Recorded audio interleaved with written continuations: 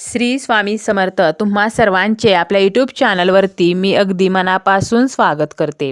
तुमच्या मनातील सर्व चांगल्या इच्छा स्वामी महाराज पूर्ण करोत हीच स्वामींच्या चरणी प्रार्थना करते आणि आजच्या व्हिडिओला सुरुवात करते।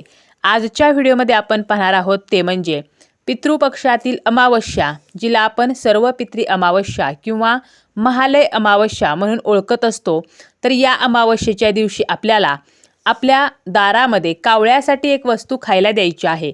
आपल्याला कितीही प्रखर पितृदोष असेल किंवा तुमचा पिढ्याने पिढ्या जरी पितृदोष असेल तरी सुद्धा तो नष्ट होतो। अतिशय खास आणि अतिशय प्रभावी असा हा उपाय आहे। पितृपक्ष जो आहे तर तो आपल्या पूर्वजांचे श्राद्ध, पिंडदान, तर्पण करण्यासाठी अत्यंत सर्वोत्तम काळ मानला जातो।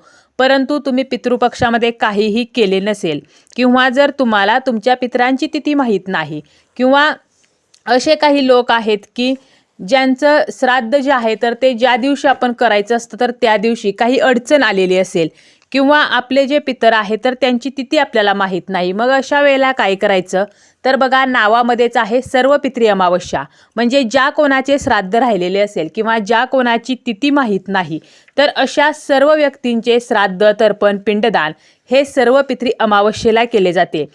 सर्व पितृ अमावस्या ही सर्वात महत्त्वाची आणि आपल्या पूर्वजांच्या श्राद्धाची सर्वात शेवटची तिथी आहे। यानंतर आपले पूर्वज जे आहेत तर ते मृत्यूलोकात परत जात असतात।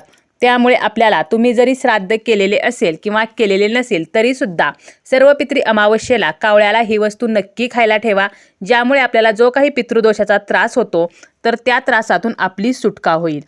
जेव्हा आपले पितर आपल्यावरती प्रसन्न होतात तर तेव्हा ते आपल्याला सांसारिक सुखाचा आशीर्वाद देतात, परंतु हेच पितर जेव्हा नाराज असतात तेव्हा आपल्या घराची प्रगती होत नाही, खूप कष्ट करूनही फळ मिळत नाही, आपल्या मुलांची लग्ने जमत नाहीत किंवा वंशवृद्धी होण्यासाठी अडचण येतात, सततचे आजारपण, घरामध्ये सतत कलह, अशांतता, तर या गोष्टी ज्या आहेत तर त्या होत असतात।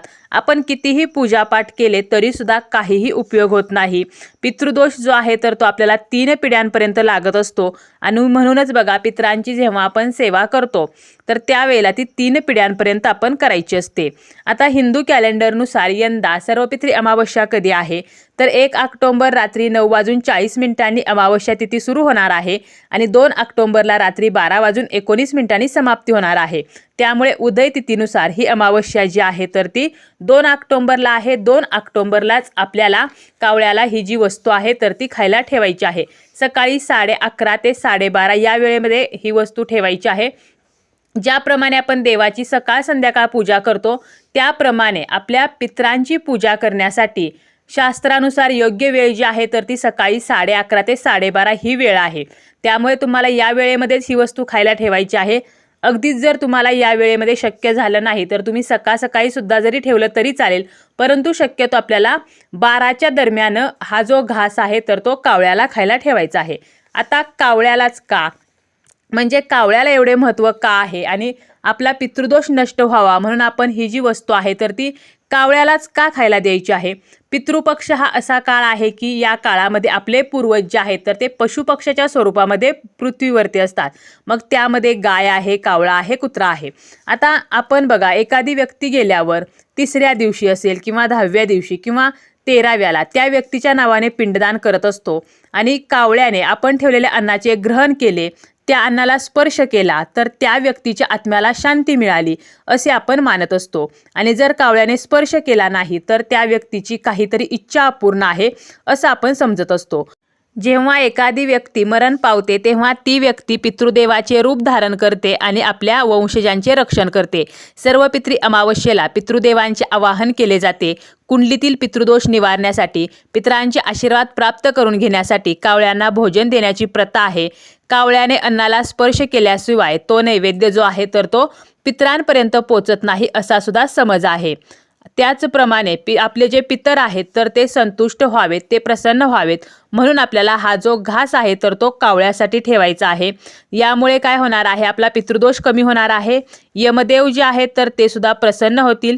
कुंडलीतील कालसर्प दोष जो आहे तर तो सुद्धा दूर होतो अशी सुद्धा मान्यता आहे। कावळा जो आहे तर बघा, जेव्हा माणूस मृत्यू पावतो तर तेव्हा सर्वप्रथम तो कावळ्याच्या रूपामध्ये येत असतो आणि म्हणूनच मृत व्यक्तीच्या तिसऱ्याला 10व्याला सुद्धा या कावळ्याला महत्त्व आहे.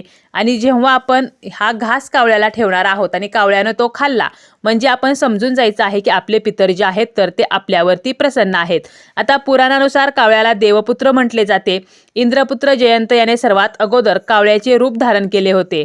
त्याचप्रमाणे त्रेतायुगात श्रीराम भगवंताने अवतार घेतला होता आणि जयंताने कावळ्याचे रूप धारण करून सीतामाईच्या पायाला चोच मारली आणि श्रीरामाने गवताच्या पात्याचा बाण करून कावळ्याचा डोळा फोडला.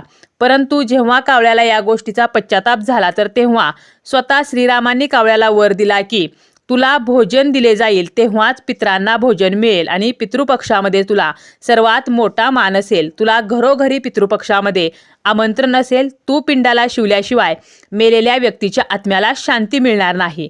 आणि म्हणूनच या पितृपक्षामध्ये कावळ्याला अतिशय महत्त्व आहे आणि सर्वपित्री अमावस्या हा पितृपक्षाचा शेवटचा दिवस म्हणून या दिवशी कावळ्याला अनन्यसाधारण महत्त्व आहे. आता सर्वात महत्त्वाचं म्हणजे कावळ्याला कोणती वस्तू खायला ठेवायची आहे. तुम्ही तुमच्या घराच्या छतावरती किंवा दारामध्ये ही वस्तू खायला ठेवू शकता. यासाठी आपल्याला भात शिजवायचा आहे. भातासाठी जे आपण तांदूळ घेणार आहोत तर ते आपल्याला धुवून न घेता डायरेक्ट भात शिजवायचा आहे. यामध्ये मिठाचा वापर करायचा नाही. जेवढा भात आपण शिजवणार आहोत तो सर्व भात आपल्याला उपायासाठी वापरायचा आहे. आपल्याला सर्वपित्री अमावस्येच्या दिवशी सकाळी लवकर उठायचं आहे. स्नान करून सर्वप्रथम उंबरट्यावरती पाणी शिंपडायचं आहे. यानंतर तुमच्या पूर्वजांचे जे फोटो आहेत तर ते तुम्ही दक्षिण भिंतीला लावू शकता. त्या फोटोंची आपण पूजा करायची आहे. त्या ठिकाणी तुम्ही एक दक्षिण दिशेला तोंड करून दिवा सुद्धा लावायचा आहे. त्या दिव्याला हळदी कुंकू अक्षता फूल अर्पण करायचं आहे आणि आपल्या पितरांचं स्मरण करून ओम पितृदेवताय नमः तर हा मंत्र 108 वेळेला म्हणायचा आहे. त्याचप्रमाणे तुम्हाला एक वेळेला पितृस्तोत्र एक वेळेला पितृअष्टक जे आहे तर ते सुद्धा म्हणायचं आहे. आणि यानंतर आपण ज्या वेळेमध्ये हा घास ठेवणार आहोत तर त्या वेळेमध्ये एक केळीचं पान घ्या किंवा पत्रावळी घ्या. त्यावरती आपल्याला त्या भाताचं पिंड तयार करायचं आहे आणि त्यावरती आपल्याला थोडीशी खडीसाखर ठेवायची आहे. म्हणजे भाताचं पिंड करून त्यावरती खडीसाखर ठेवा आणि एका वाटीमध्ये साखरेचं पाणी ठेवायचं आहे. आणि असा घास जो आहे तर तो आपल्याला कावळ्यासाठी ठेवायचा आहे. ही गोष्ट जर कावळ्याने ग्रहण केली तर आपले पितर हे नक्की प्रसन्न होतात आणि आपल्याला आशीर्वाद देतात. ज्यामुळे आपल्या घरामध्ये सुखसमृद्धी येते. आपल्या घराची प्रगती होत असते. तर अशा प्रकारे आपल्याला कावळ्यासाठी भात द्यायचा आहे.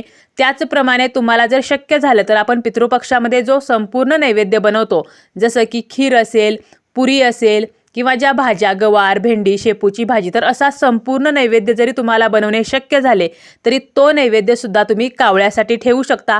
त्याचप्रमाणे हा नैवेद्य तुम्ही गाईला आणि कुत्र्याला जरी दिलात तरी सुद्धा चालेल. कारण गाय आणि कुत्रा यांना सुद्धा अतिशय महत्त्व हे सर्वपित्री अमावस्येला दिले गेलेले आहे. त्याचप्रमाणे तुम्हाला जेवढं शक्य होईल तेवढे आपल्या पितरांची सेवा करायची आहे.